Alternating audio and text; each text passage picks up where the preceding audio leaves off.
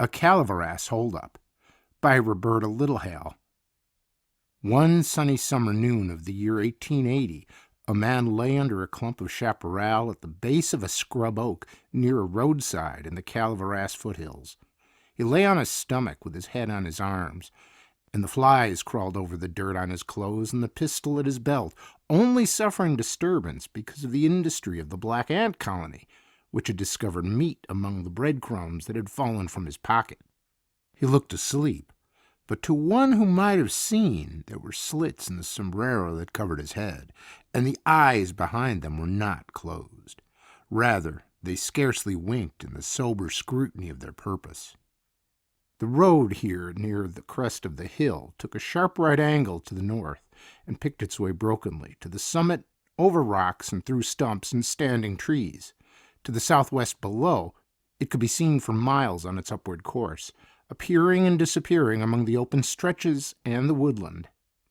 The scrub oak would have to lengthen its fat shadow very perceptibly before the man would find it necessary to get on his feet, so he allowed a portion of his attention to revert to the cause of his being here. Billy Owen was not analytical. He did not go back any farther than his love for a woman as the representative cause for the present effect. The spirit of his ancestors, trained to conquest and struggle, had suffered a taint in the far-gone years, and he had become the son of an uncertain race. There were men of them rude in virtue as well as strength, and men of them branded with a shifting eye and hunted step. Billy had always had his pleasure with a gun in his hand until these wondrous 12 months of his knowledge of Rudy. That slight person had no acquaintance with the manner of his former life was due to the respect in which Billy held her. For himself, he couldn't get rid of a troublesome pride when he called up the men, the brakemen and engineers and inflated conductors, who had backed away from the steel-ringed mouth of his colt, his Betty, and the brakemen and engineers and inflated conductors who hadn't backed away, and whom Betty had spat at, gave him almost more pride than the treasures he had borne off from under their bodies. But a man must be capering to more than one tune if he's to dance in the open all of his life, so Billy had been giving his later days to the panning for gold in secluded spots of the California Sierras, and the first Sunday that he had lent to the village and set apart for the play had been taken by Rudy. He remembered it all very clearly. He had been so careful to shave.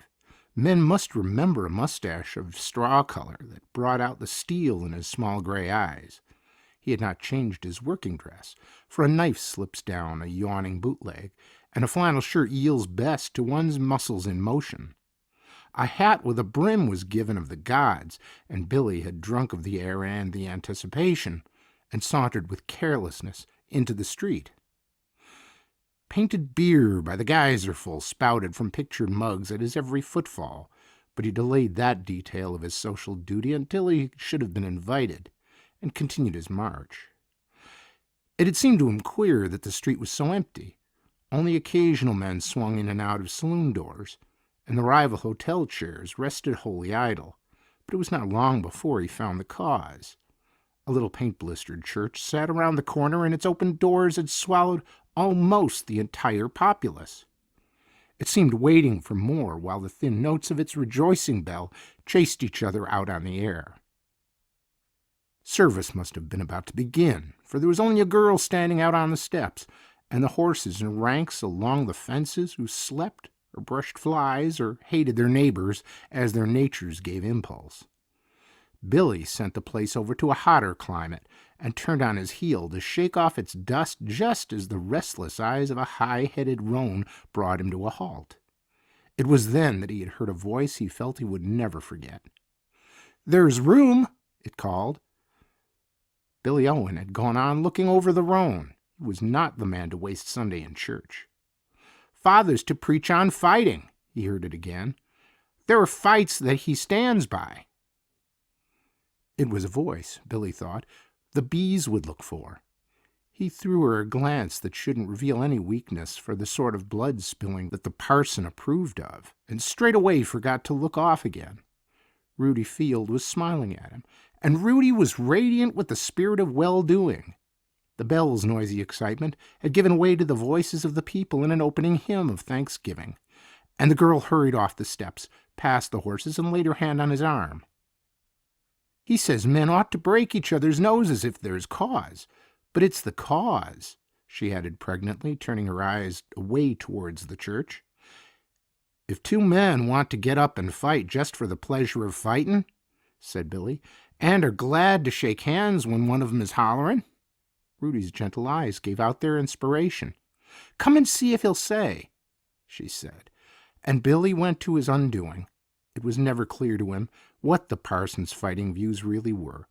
There must have gone through them fiber of good sort, because he remembered the noisy approval of his fellow men. As for himself, a straight little form and a thin little face, with a voice singing up to the angels, left no consciousness of a judicial sort. After the last rousing him in the dignity of the benediction, he had sat so still that the church was emptying and the parson was up to him. If Billy had wanted to, there would have been no escaping the zealous warmth of purpose which drew him into the family life and the church life of this country minister. The man had only Rudy in a rough little house, but the restlessness of his energy used them both for his ends. And the days had taken wings.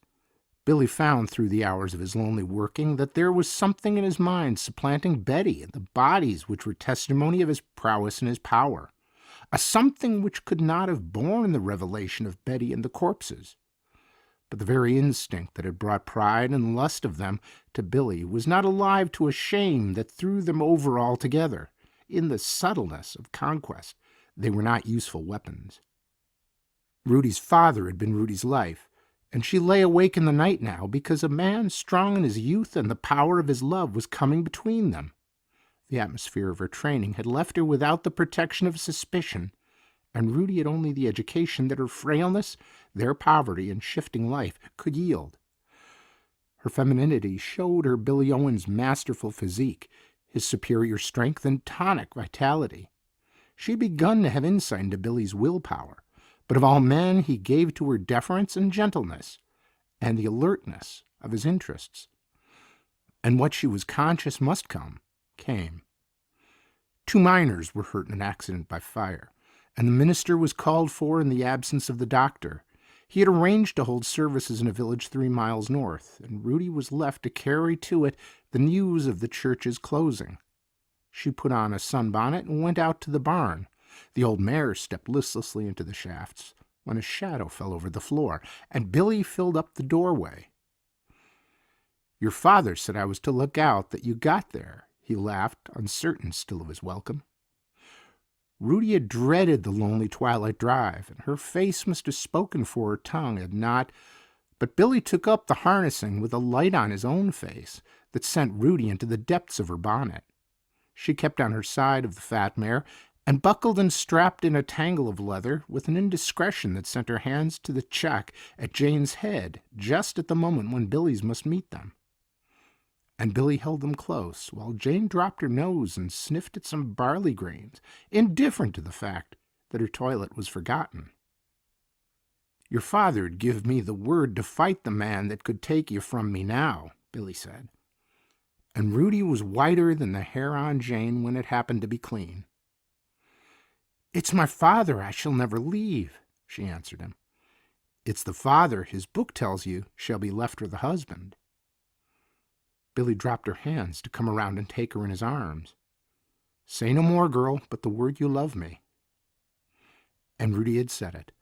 And Rudy had sobbed over it and laughed over it and sung over it before the message was delivered and Jane in her stall again. This was a perplexity Rudy's father laid in heaven's care. There must be something to live on, he had used as a protest. And what had always made Billy's living but his revolver, his Betty. The mining was snail's pace at best, and with Rudy on his heart there was mad need of haste. With everything at his hand and his colt ready, there were only the plans which he straightway laid. Money for the northern mines passed under his nose once every month. Mounted messengers were the things he and Betty were used to, and the advantage of his isolated claim gave him the chance for the doing in the hours of an unoccupied afternoon. The flies lifted off on lazy wings as the figure under the chaparral at the base of the scrub oak heaved on to an elbow and measured the shadow. With a sharp focus of quick sight, he turned to the road again. Down in the far distance, a cloud of dust hung in the air. The man went onto his stomach again. The flies settled. The ants took up their burden, and the summer sun burned over all. On came the rolling dust, the 4 horses, the driver, the messenger, and the passengers. They must have passed by Rudy's little house. Perhaps Rudy had been looking out at them. Well, the fools need not be hurt. It is only to march to the music. The man bent one leg and rested upon his knee to readjust the hot black mask that covered his face. He peered down the road again. The stage must be half up the last slope. It was out of sight, but the snap of the whip came to his ears as a signal. "Betty," he whispered close to the barrel, and got on his feet. Against the trunk of the dusty oak a man crouched, with his finger on the trigger of a gun. A stage rocked into view, with the 2 betting men, a pale little woman, and a Wells Fargo messenger who sat on the box. "Halt!" The horses came back on their haunches, the leaders in air. Betty's steel-rimmed mouth had covered the crowd. "Throw out your express box and unload your passengers." 3 men and a woman lined along the roadside with their hands to the sky, and a green, brass-handled box lay in the dust. "Out with your horses, my hearty, and line up." The nerve of one man can undo the natural and customary methods of 4 of his fellows. The driver took his team to the rear of his passengers, and Billy stepped to the front with Betty, as steady as become a woman of war. He ran his eye over the men. It would be time to release the women when danger was past. "Fall to on that box," Billy directed. He signaled a man of generous mold and ample manner, and the gentleman stood in his tracks. "2," said Billy. "1." But the man was in the middle of the road, willing and toolless. An axe was dragged from the stage, and he sent the hot fury of his anger into the strokes of the steel. "Cut the mail pouches," came the next order, and the messenger writhed under cover as he ripped with his knife. At that moment fell the certain distant sound of approaching horses. Heaven knows there was need of haste, and Billy stood over with curses to emphasize the vigor of his threats. Sweat fell from the men as he turned to the women. "Into the—" Billy began, and Rudy was looking up at him. Rudy, with face like chalk, and the soul of her broken and bleeding. God, but there is one thing no man can face, the faith of a woman struck back into her heart. Billy and the revolver wavered in one blindness, and the messenger sprang to his feet. "Get him!" he cried, and his bullet went wide of the mark. Confusion came with the moment. Men leapt to their pockets for weapons and signaled the team coming up. Billy wasted nothing of the aid Betty held for him.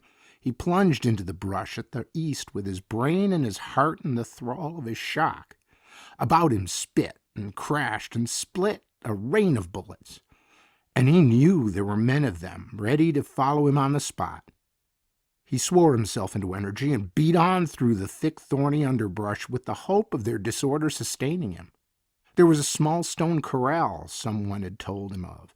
Rudy had told him of. It was hemmed in with rocks and buckeye and chaparral. For a theater of war, it was safest for a man inside it, and there was only one approach. Rudy had once found herb roots there. He turned sharp to the south and trailed back again, conscious that his scent was strong and his arm was true, and to the devil with men who had lived peaceful lives in the fields of their country. Wet drops of something warm trickled down his back. There must be a wound there. Billy forced his way along, cutting through tangles, leaping the rocks and scaling the boulders, only halting for seconds to separate insect noises from that of the hunt of men. If he might reach his corral, there would be at least breathing space for further campaigning. They were after him, hot on his trail, he knew, but the resources of his race people gave snap to his blood. The long, slim shadows of the late afternoon had been swallowed in the monotone of twilight when Billy Owen sat on his heels behind the walls of a stone corral on the sheer slope of a Sierra hill. The fever from his wound was racking his head, but the keenest pain that he suffered was not from that, and there could be no moment of time given over to the undisturbed thought of it. It was only the ever-present consciousness through the intensity of attention he imposed on himself. His senses were preternaturally alert. They made record of the night millers winging and the life of the lizards in the wall at his face. The red leaves of a poison oak vine served as his shelter, and above this and about it and beyond it, the chaparral, and the pines and the buckeyes watched. From behind the mass of summer foliage, the eyes of a man and the mouth of a gun were at aim and waiting. But it was Rudy's face that was searing with fire the brain of the man. Rudy's face, which had known only love for him and trust in him and pride of him.